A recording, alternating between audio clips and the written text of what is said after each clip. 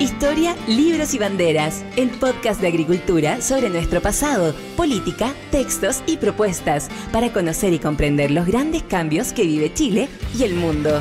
El historiador y académico Alejandro San Francisco, junto a un invitado, con una relajada pero profunda conversación, analizarán los cambios que vive hoy nuestra sociedad. Historia, libros y banderas, con el historiador y académico Alejandro San Francisco. En CMPC llevamos un largo camino fortaleciendo nuestro trabajo, lo que nos ha permitido desarrollar distintas iniciativas junto a comunidades, por ejemplo, con la recuperación de un árbol extinto o el restablecimiento de agua potable en zonas rurales, la conexión del turismo y cultura a través de una sola ruta, o también el desarrollo de envases reciclables y amigables con el medio ambiente. Son esos y otros desafíos los que hoy nos permiten creer en el valor de las soluciones inspiradas en la naturaleza. CMPC, creando valor natural. Conoce más en cmpc.com. Hola, ¿cómo están? Qué gusto verlos nuevamente en Historia, Libros y Banderas, nuestro podcast que nos permite conversar sobre temas interesantes del pasado, pero también del presente. Y hoy tenemos a un exalumno, querido amigo, gran historiador, Gabriel Cid, licenciado en Historia por la Universidad Católica, doctor en Historia por la Universidad del País Vasco, que ha hecho varias investigaciones Fondesit y actualmente es profesor del Instituto de Historia de la Universidad San Sebastián. Tiene numerosas publicaciones en temas de historia conceptual, es miembro de Iberconceptos, de historia del nacionalismo en Chile. Editamos hace algunos años Nación y Nacionalismo y Nacionalismos, Identidad Nacional en Chile, 4 tomos en total. Y hoy lo hemos invitado para conversar sobre este libro, Pensar la Revolución, Historia Intelectual de la Independencia de Chile, que es realmente una joyita, un libro excelente. Así que primero te felicito, Gabriel, por este libro y te pregunto cómo estás. Gracias por estar con nosotros. Hola, Alejandro, gracias a ti por la invitación a conversar sobre historia. Gabriel, ¿cómo nació este libro que es un fruto de lo que fue tu investigación para el doctorado con Javier Fernández Sebastián en la Universidad del País Vasco? Digamos que siempre he tenido interés por el siglo XIX como tal, y en dos vertientes. Uno, la historia intelectual de la independencia, y el dos, el vínculo entre nacionalismo y guerra. Entonces me parecía que en ese momento la historia conceptual estaba en un nivel de posicionamiento mediático muy importante y tenía el entrenamiento adecuado para hacer una investigación de esa envergadura. Entonces surgió el ánimo de retrotraerme hacia la independencia y examinarla como un laboratorio formidable de pensamiento político, que terminó siéndolo. A veces pasa con temas como la independencia, que fue el tema quizá más investigado en el siglo XIX, que uno dice, mira, sobre esto ya está todo escrito. ¿Cómo viste tú un espacio o una posibilidad de realmente meterte en la independencia de Chile, en el proceso, en las consecuencias, la primera etapa de la República, y ser original en el planteamiento del tema, no quedarte en repetir lo mismo que otros han dicho? Bueno, meterme en independencia es casi una misión suicida, porque cuantitativamente no hay ningún periodo que haya concitado más el interés de la historiografía en Chile. Es la independencia y después la Guerra del Pacífico, al menos hasta mediados del siglo XX. Y además me da por hacer historia intelectual de la independencia, cuando uno podría haber dicho, un profesor más convencional, no, hay que enfocarse en las provincias, hay que enfocarse a hacer historia social de la independencia, que está bien, pero no sobre historia intelectual o las ideas en tiempos de la independencia. Parecía haber estado todo dicho. Me parecía que ese juicio estaba errado en al menos dos perspectivas. Uno, porque cuando yo hice esta investigación, el último libro como panorama general del ámbito de las ideas era el de Simon Collier, que ya tenía medio siglo. Ahora, hay libros que envejecen muy bien y creo que el de Simon Collier ha tendido a envejecer bien, pero además habían dos otras cuestiones que me molestaban o que me causaban inquietud.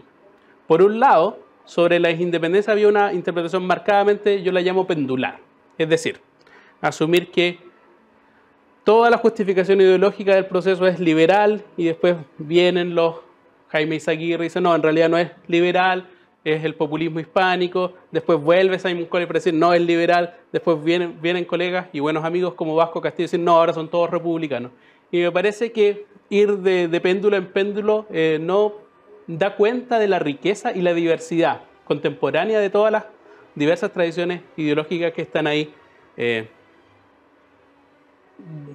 a la disposición de los actores de la época. Y dos, porque justo en el momento en el que Simon Collier hace su tesis doctoral, porque Ideas y Política de la Independencia Chilena también es su tesis doctoral, en paralelo habían dos revoluciones que los historiadores llamamos epistemológicas en el ámbito de la historia intelectual. Por un lado, la historia conceptual al estilo de Koselleck y la Escuela de Cambridge que enfatiza texto y contexto. Es decir, que paradójicamente cuando el libro de Collier sale a la luz, ya metodológicamente ya estaba como un poco desfasado y obsoleto. Entonces me parecía que iluminar la historia intelectual de la independencia sin esta perspectiva tan pendular y mucho más polimorfa, si se quiere, y aterrizar al caso chileno estas nuevas metodologías le permitía refrescar una visión, y creo que el libro me parece que da cuenta de esas nuevas perspectivas disponibles. Ahora, tú comienzas con una cosa que a mí me parece muy necesaria, que es explicar el paso del fidelismo de 1808 al separatismo de 1818, por poner el arco de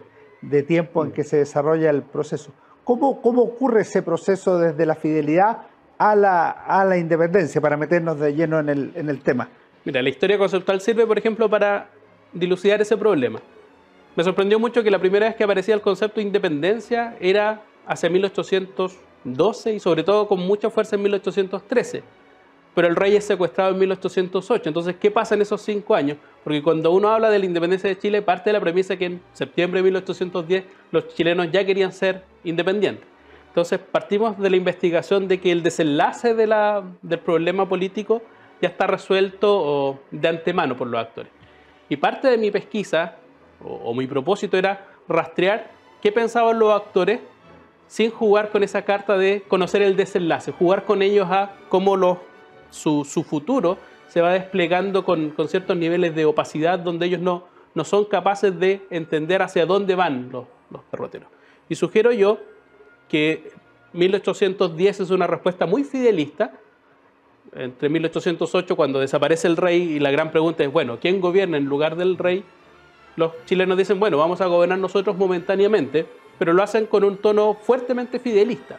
Cuando uno lee el acta del 18 de septiembre de 1810, es una declamación de fidelidad absoluta al rey Fernando VII. Rastros de independencia, de república, de liberalismo, no hay bajo ninguna circunstancia. Y después hay una solución intermedia, que es el autonomismo. Es decir, dado que el cautiverio del rey se prolonga mucho más de lo que esperábamos, recordemos que el rey lo liberan recién en 1814, está como 6 años fuera de la escena política, los chilenos dicen, bueno, dado que España además está ocupada militarmente por Napoleón, podemos autogobernarnos nosotros, pero tampoco queremos romper del todo nuestro vínculo con España. Entonces vamos a generar una solución intermedia. Vamos a formar parte de una monarquía constitucional con ciertos grados de autogobierno, pero no totalmente independiente. Ahora, con la guerra en 1813, y cuando vuelve el rey, y vuelve más absolutista que nunca, ese puente queda destruido y ya solo queda independencia. Pero solo desde 1813-14 en adelante, hasta 1818, donde ya el acta de declaración de independencia señala un punto de no retorno. Ahora, tú dijiste algo de los cambios de escuelas que se empieza a producir en la década del 60 con Koselleck y la Escuela de Cambridge. Yo aprecio que tu libro es relativamente flexible en términos de aproximación al tema, porque tú dices historia intelectual de la independencia de Chile, pero yo aprecio en distintos capítulos que hay historia conceptual, historia política, historia constitucional, bajo este paraguas de historia intelectual. Yo creo firmemente que ninguna corriente metodológica da cuenta de la complejidad de los hechos históricos. Siento que los hechos siempre son indóciles a este intento de domesticarlos por paradigmas conceptuales. Entonces, pongo ahí a disposición una panoplia, me parece, relativamente amplia de recursos intelectuales. A veces para iluminar algún problema me parece mucho más útil la escuela conceptual. Para otros me parece mucho más pertinente las ideas de texto y contexto. Para otros el estudio de la ideología, por ejemplo, me parece que tiene mucho más rendimiento. Para otros, y es una cuestión muy fuerte en el libro, la idea de lo político como algo indeterminado, como siempre objeto de debate. Entonces, es una mezcla polimorfa en términos de metodología, pero que me parece que hace justicia a la complejidad de la época. Por ejemplo, para ciertos conceptos muy importantes, donde es muy importante ver cuándo comienzan a utilizarse por primera vez y qué significan, la historia conceptual me parece que da mucha ventaja interpretativa y clarifica muchos de nuestros presupuestos. A veces nos sorprendemos muchísimo cuando comenzamos a rastrear. A propósito de lo que te decía sobre independencia. Hablamos de independencia y cuándo comienza a aparecer la primera vez la palabra. Entonces, así uno se va sorprendiendo y va dándole capas de complejidad al argumento.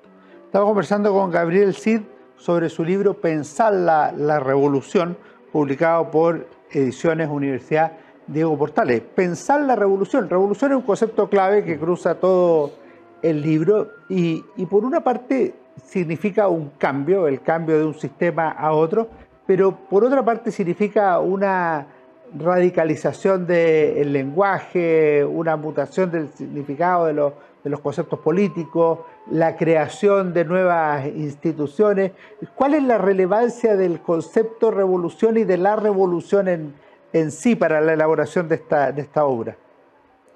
Es una gran pregunta. Si uno hubiese hecho la pregunta a un actor del siglo XVII, ¿qué significaba revolución?, probablemente nos habría respondido apelando a la idea de rotación sobre el mismo eje de los astros. No tiene nada que ver con cómo nosotros entendemos la revolución. Lo que hay que entender es que el concepto de revolución cambia porque además el contexto global es particularmente propicio para eso. Digamos que no es que los chilenos seamos los únicos actores que estamos pensando en cambiar la forma de gobierno. Es todo Hispanoamérica y es todo el mundo. Coincide con lo que un autor muy conocido, Eric Hobson, llamaba la era de la revolución. O sea, Chile forma parte de un conjunto global de cambios muy acelerados desde lo que se llama convencionalmente el antiguo régimen, para nosotros el mundo colonial, hacia el mundo de la modernidad política. Hay una ruptura que me parece que es muy clave ahí, de una forma particular de pensar el vínculo entre poder y sociedad. Digamos, los chilenos, a veces se nos olvida esto, pero si uno pone la historia chilena desde la llegada de los españoles, hemos vivido mucho más tiempo como monárquicos y colonos que bajo república. Que bajo república. Entonces hay 3 siglos de forma de pensar el vínculo entre poder y sociedad y que súbitamente se desmoronan. Hay que inventar toda una nueva forma de explicar cómo vivimos juntos y cómo nos autogobernamos. Entonces van a comenzar a aparecer muy novedosamente, nosotros los damos por supuesto, pero en ese momento fueron muy novedosos, una pléyade de conceptos como constitución, representación, soberanía, pueblo, libertad, democracia, igualdad, opinión pública, por ejemplo, Estado-nación, y que uno puede ponderar la magnitud de ese cambio revolucionario pensando que 200 años después no se nos ha ocurrido otra forma de explicar la política moderna prescindiendo de esos lenguajes. Es decir, forman parte de nuestra cotidianidad. Es un punto, diría, de no retorno, irreversible. Pero que se gesta en momentos de alta volatilidad, de mucha incertidumbre y en un momento de guerra. Porque no es que estas personas estén filosofando en abstracto. Tienen que pensar la revolución en un contexto donde revolución también significa guerra. Muchas veces guerra civil y una guerra que se extiende mucho en el tiempo. Digamos que dura más de una década la experiencia bélica. Desde Santiago hacia el sur son ciudades que quedan totalmente devastadas por lo prolongada que termina siendo la guerra. Entonces, en ese momento, a medio caballo, este texto cubre 1808-1833, en esas 3 décadas, se produce este punto de no retorno donde ya en adelante nos resulta imposible explicar la política moderna prescindiendo de los conceptos que por primera vez fueron articulados por esta generación de intelectuales que yo rastreo ahí en ese texto. Ahora, si uno mira tu explicación, por una parte los conceptos políticos de 1810-1833 tienen una larga vida hasta hoy, pero por otro lado los problemas que se discuten en esos años podríamos decir que también son irreversibles. Por ejemplo, me llamó la atención al leer tu libro que la discusión unidad, federación está muy presente en la década de 1820, particularmente en el proyecto federal de 1826, y no siempre se zanja adecuadamente y tiene ida y vuelta. y es un problema que yo diría que sigue vigente en Chile. Uno de los como lugares comunes de la historiografía, particularmente la historiografía conservadora, ha sido asentar que Chile casi por esencia es un país centralista.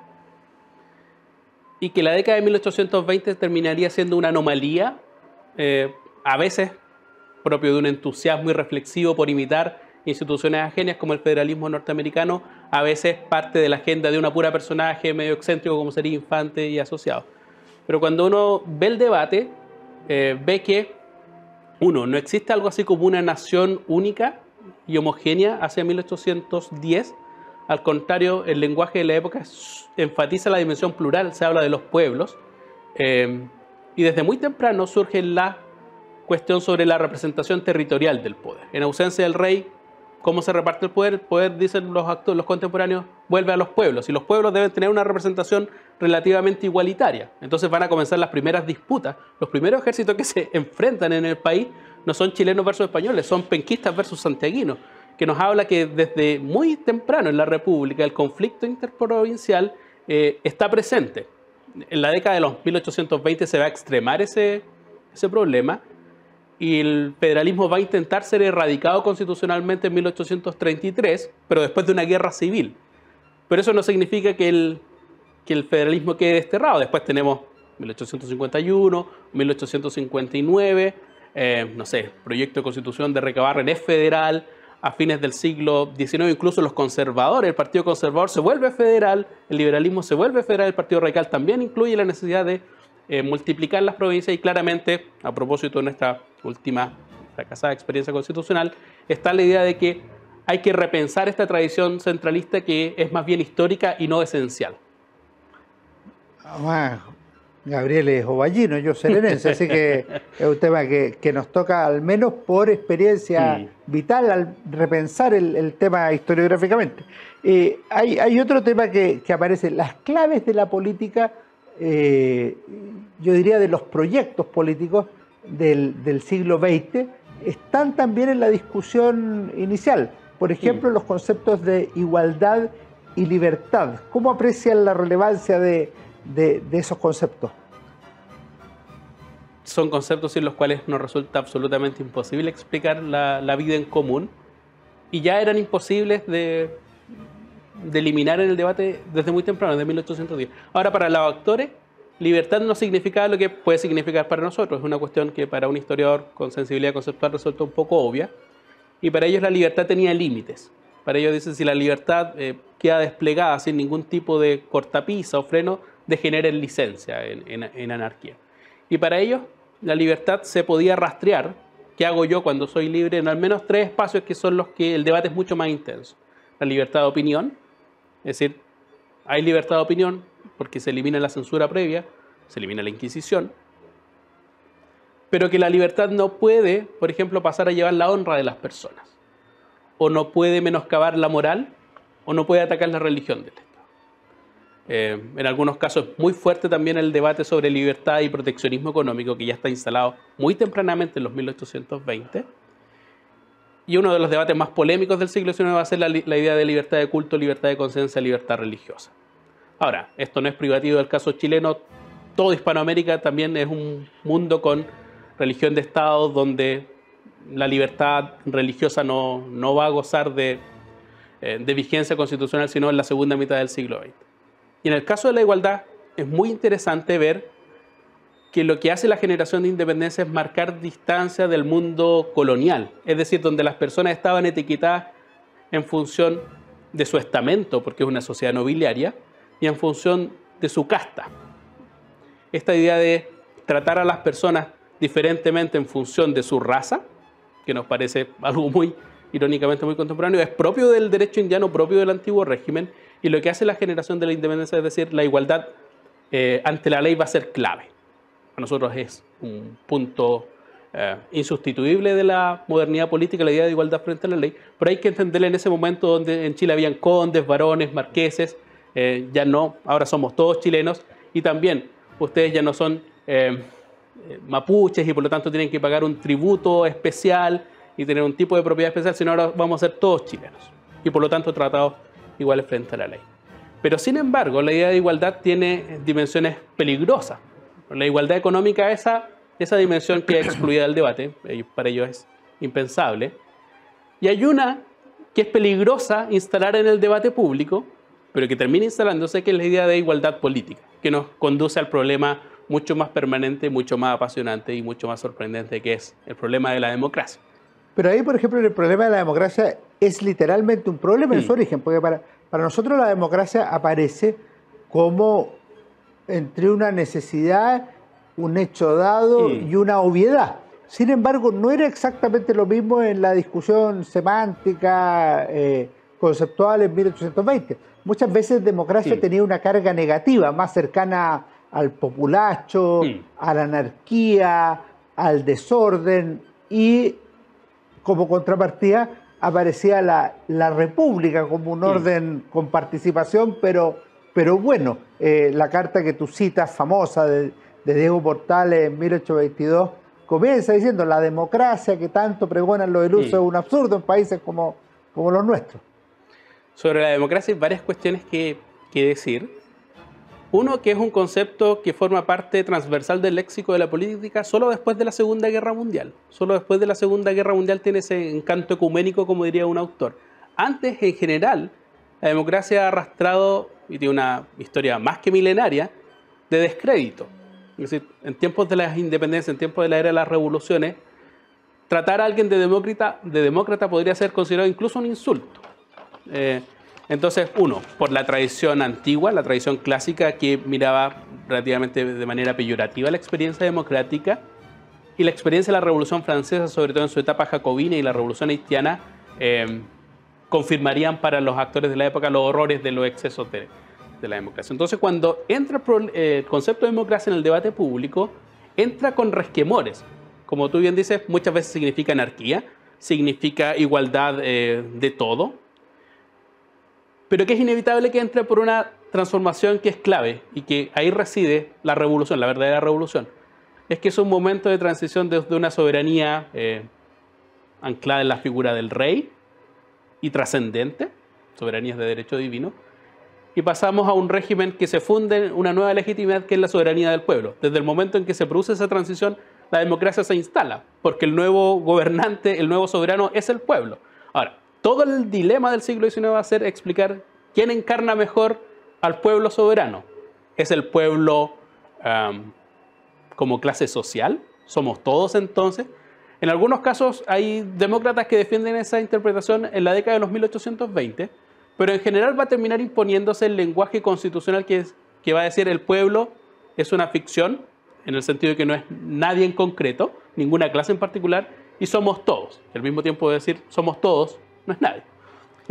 Y eso va a decir que la democracia, si se va a encarnar en algún momento, va a ser arrojada hacia el futuro. De ahí la gracia de la Carta de Portales. Reconoce la democracia, que ya se instala muy tempranamente en el tema, pero diríamos falta un poco de tiempo para llevarla a la práctica. De hecho, termina así: venga después el gobierno completamente liberal, libre y lleno de ideales, que sería la democracia. Que sería la democracia.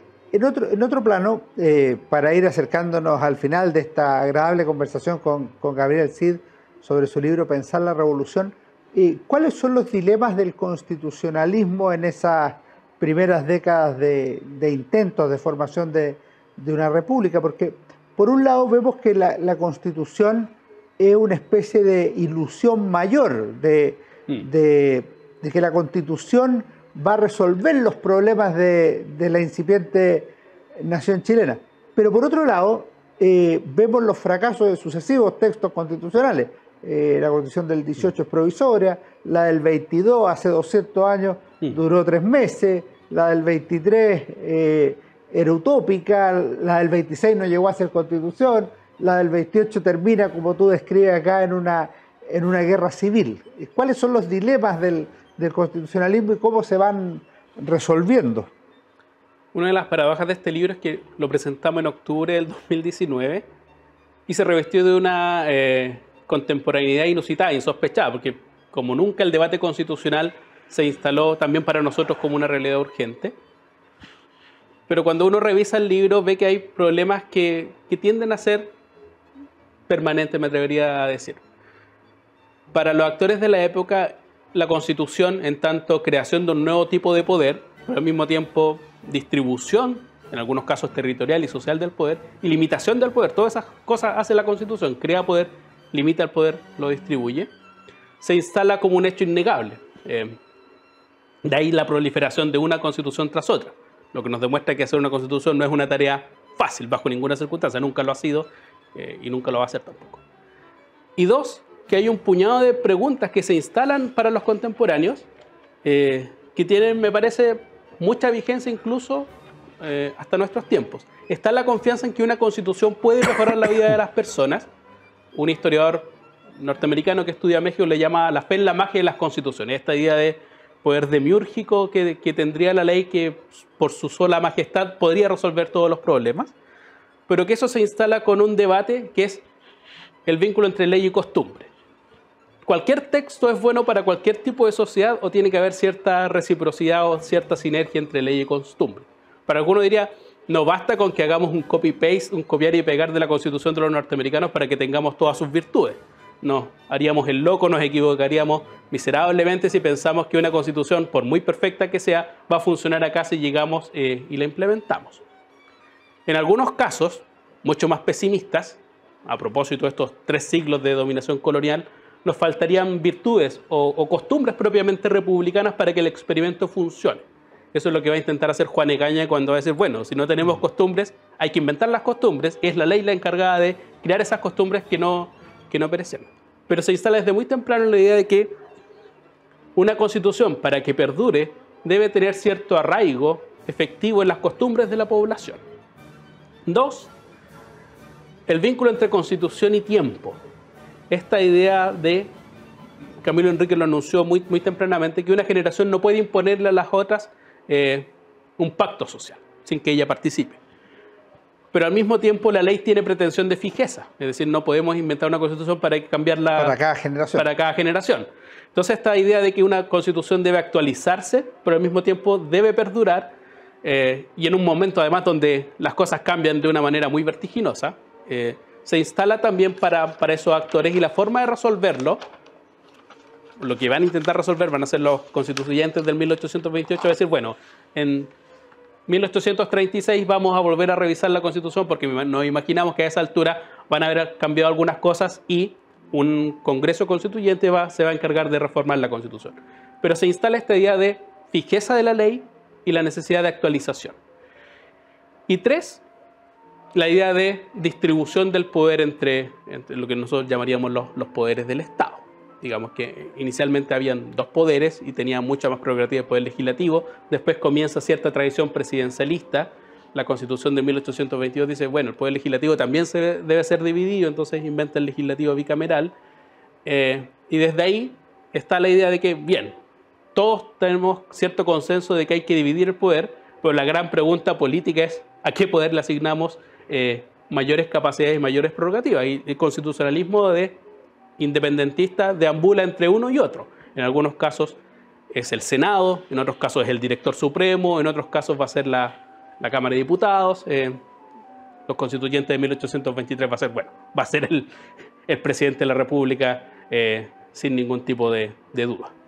Lo único que tenían claro era que era popular representativo. Que era popular representativo. Efectivamente. Es un gran libro, la verdad es que lo pasé muy bien leyéndolo. Aprendí mucho, así que te felicito, Gabriel. Creo que es un libro muy recomendable para nuestros auditores, pero asimismo te quiero pedir que tú nos recomiendes algún libro para los auditores. No sé qué libro te ha gustado leer para ir terminando el programa. Puede ser de historia, puede ser de otra área, pero que quieras compartir alguna obra, puede ser 1 o 2, y evidentemente te agradeceremos la sugerencia o que compartas tus lecturas. He tendido a leer estos últimos tiempos menos libros de historia y otras cosas que me interesan.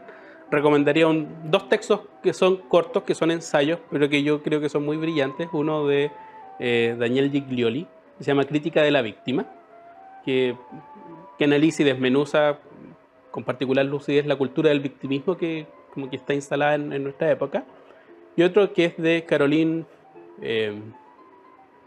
Fourest, que se llama Generación Ofendida, que es a propósito de estas políticas de cancelación, de indignación contra cuestiones de apropiación cultural y cómo van a terminar confinando a la sociedad a un silencio porque nadie puede hablar de nada porque todas las personas pueden ser potencialmente ofendidas. Creo que son dos textos que hacen justicia a problemas bien contemporáneos que tenemos. Muy interesante, no conocía ninguno de los dos, así que los dejo anotados. Muchas gracias, Gabriel, por haber compartido esta conversación de historia, libros y banderas con nuestros auditores y por supuesto nos seguiremos viendo. No, gracias a ti, Alejandro, por la invitación. Que estés muy bien, nos vemos en nuestro próximo programa. Fue Historia, Libros y Banderas con Alejandro San Francisco.